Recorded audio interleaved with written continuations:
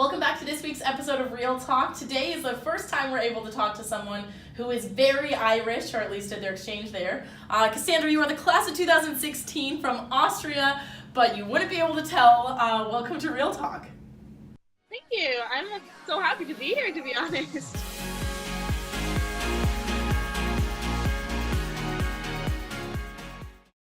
Quick introduction, I'm Kassandra. As Tanya said already, I'm originally Austrian. I'm 18 years old now, but I went abroad to Ireland, to the south, County Cork, when I was 16, and Ireland still has a special place in my heart. And people think you're Irish. You were just saying, so you're back near your homeland for university, and then you recently had dinner with friends and they thought you were legitimately Irish. Yeah, like I have so many students here at uni, they come up to me and they're like, oh, so you're from Ireland, and they just kind of keep going on with it. I'm like, no, I'm actually Austrian, and they don't even want to believe me, to be honest. I know the first time I met you, I could not believe your accent. I was like, whoa, this is phenomenal.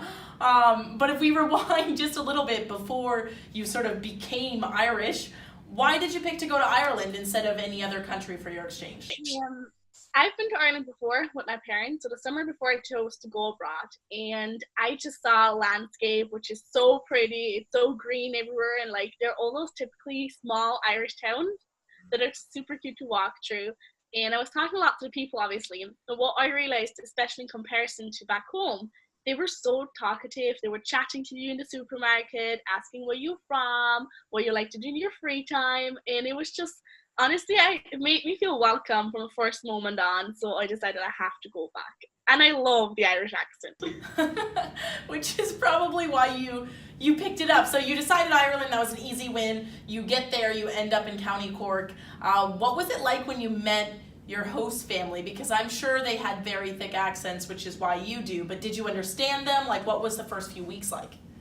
It was alright with my host mom, to be honest, because she would literally sit down with me, not be on the phone or watch a TV series, but fully concentrate on talking properly and slowly, getting different topics for me to talk about, and also that she concentrates on what I'm saying, because obviously my English didn't sound like that when I arrived.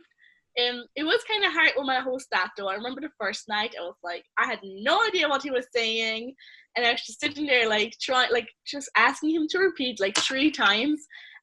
But you get used to it very quickly, and I think obviously a lot of Irish parents have strong accents, but then again, once you're able to understand them, you can understand every single accent. Like here in Scotland, I don't have any problems anymore. I bet people have a hard time understanding you though if they're not from around there, Scotland or Ireland. Sometimes I had a German girl, she didn't understand me, and actually I was telling her I'm from Austria, and then she didn't know a word, and I translated it in German, and she went like, why did you just do that? And I was like, well, sorry, I just wanted to help. Sorry that I'd said a German word. And she got so confused because she literally thought Austria is a little town in Scotland, because she couldn't believe that I was Austrian and had such an accent. That's amazing. Like, I swear to you that, like, I would think that you're Irish. You have the hair, you have the accent. I'm sure you totally blended in from the beginning, but what was sort of that experience? You show up, you meet your host family, like that's amazing that your host mom sat there and talked with you so much. But when you went to school, what was that experience like, getting used to the language and when you started seeing yourself pick up the accent? I mean, school was a lot different than back home in Austria. And I remember like the first day of school and all was kind of intimidating and didn't really know where I was going, etc., or how all of this is working. So I felt a bit like weird being there and like not knowing what to do with myself, kind of. But I suppose you get into the routine pretty quickly, and you really do get used to the accent. Most of my teachers had pretty good English, like it was easy to understand. And also, like, let's say if you start learning something about biology, at first it might sound so difficult because there's so many like special words, but you learn them anyways when you're there for your exam, etc. And also with some friends, they had a proper farmer accent, and I had to ask them 8 times what they're on about. But then again, it's actually important to say, wait, stop, I don't get what you're on about, because they're going to find out anyways whether you understood or not. So I got like pretty quickly into it, but I never realized that I got an Irish accent myself until someone told me. You never realized? No. That's insane. How far into the process did you figure out that you had an accent? I remember I was going to London to Leadership Summit with EDF, and that was probably like 2 months into my exchange, 2.5. And I remember being in London, and first of all, everyone from EF told me like, "Oh my God, we saw your video. You have an Irish accent." And then I kind of compared my English to the students in the UK, and I had this friend from a really posh part, and she would be saying things like "even though," and I'd be like "even though." So I kind of realized some differences already. But looking back at that video, I didn't have a really strong accent yet. It's a lot different now, I'd say. So it gradually became more and more. Yeah, I think even over the last few years, even though you haven't lived in Ireland, it's continued to get stronger, which is amazing. But tell us, I mean, honestly, I know so little about Ireland, and I think a lot of people do. So tell us about what your house was like. What was the surroundings where you lived? All right, so my house, first of all, it was a little smaller than back home. So I had my own room, and it was just a wardrobe and my normal bed. And I changed into a bigger room later because we kind of realized my host brother's only 3. He doesn't need a room that is super, super big. Why should not I have that room? So I kind of got the bigger room at the end. I had my own bathroom, but doesn't necessarily have to be. I feel like one of the differences with houses is showering, because I had to turn on the heating before I could take a shower. So I was telling my host mom, "Could you put on the heating?" And I would just wait like 30 minutes. I would see anyways I was getting hot in the room. So I was like, all right, I'm ready to take a shower now. So I wasn't taking them in the morning simply because of time. The stairs are a lot steeper. I remember going up and down those stairs and being scared to death that I'm going to fall. But then again, it's just something you're used to or not. And the kitchen was like pretty small, but it was nice because we had like our table there, and we would just like sit together, have dinner. And also what is really common, I suppose, in Ireland is the living room. So they spend a lot of time in the living room, just chilling on the couch, watching TV together or talking. So I actually at first didn't want to go into the living room for some reason because I felt weird going in there. So I would just sit in the kitchen, wait for my host mom to come out and talk to me. But eventually I figured it's a good thing to go to the sitting room or living room, whatever you want to call it. But then what about school? Because I think that a lot of people don't know anything about the Irish school system. What was that experience like for you?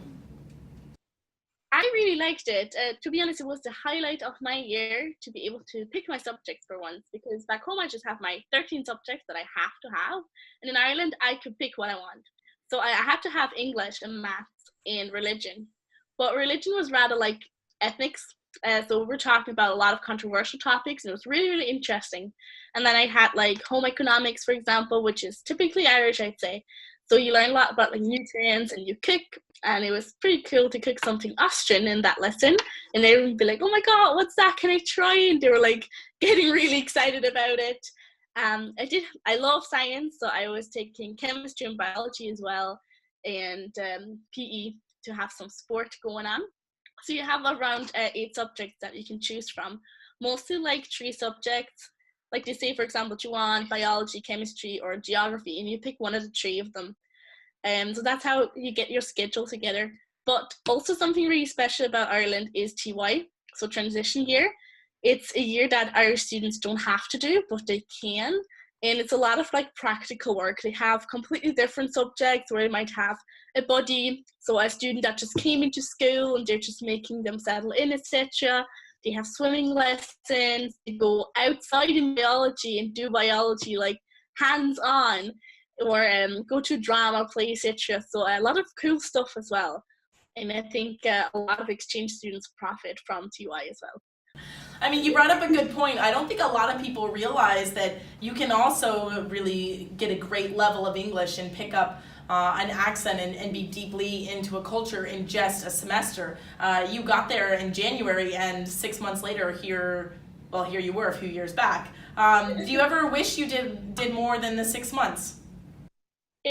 I think I wish I would have done 10 months, simply because after 5 months you're properly settled in and you just really don't want to go home. And obviously I couldn't tell like my parents or friends, because they were all really happy to have me back. But it was just a perfect moment for me to stay in Ireland, and I knew where to go and all. So I wish I would have done 10 months. But then again, I say if someone really doesn't want to like skip the year or whatever, like, or has problems in school, it's okay to do half a year as well, because you still learn so much and it's going to shape you forever. And then you might end up back again. So you ended up getting into an awesome university. And what does your life look like now? I think it's crazy to think about an Austrian gone Irish to where you are today. Yeah, so right now I am obviously still working with EF as an ambassador. I got so many great chances as well. Just a big thank you again. I can't believe myself how lucky I am. And then I was getting into Edinburgh Napier University, which is like a small university in Edinburgh, like one of the four of them. And I'm doing languages and marketing right now. And it's just so funny to meet all those people as well, thinking that I'm Irish and living close to my home country again as well. I don't realize that many cultural differences anymore because I'm just so used to it. So yeah, I probably feel like a native here.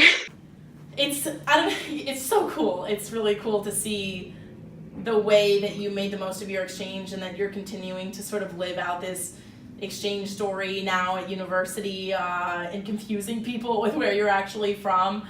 But if you had to, I know there's a million things you could say, but if you had to tell people who are thinking about going on exchange, and in particular to Ireland, what would you want to say to them as they're beginning their journey? First of all, definitely go do it, because it is a once in a lifetime experience. And I have a lot of friends that told me back home, oh yeah, I might go on exchange when I'm at uni. And sure, you can do that as well. I might do it too, even though I already study abroad. But it's something completely different when you're young, when you live with a host family, and you can profit so much from it. And then in particular about Ireland, obviously, I feel like a lot of people go to the US, and Ireland might just be something different, something a wee bit of a different experience, but also something really, really special. And a lot of people haven't discovered Ireland yet, but also if you go there as a tourist, etc., you'll know how beautiful it is, and there's so much to culture that you can learn about. And so many like nice wee little slang words, and you just feel so connected to the Irish people immediately. They make you really feel like home. That's how I think that's what Ireland is. Ireland feels like home even for visitors and tourists. Yeah. And definitely worth thinking about and going to. Especially if you like rain, like today in this beautiful city of Boston. Or green, lots of green, lots of potatoes, amazing accents, and super fun slang words. But thank you so much, Kassandra. I think that your exchange story is so cool and so empowering that you can do a lot of great things in a short time. And it's really just the launching point. So if any of you have questions for her about what it's like to go on exchange to Ireland, or anything else, how you continue your exchange story into university, you can reach out to her. Make sure that you leave your questions in the section below. Thank you so much for joining us on Real Talk, Kassandra. And I look forward to hearing more crazy adventures of yours in Scotland. Thank you, Tanya. It was so nice to be here, honestly. Amazing. And make sure that you join us next week for another episode of Real Talk.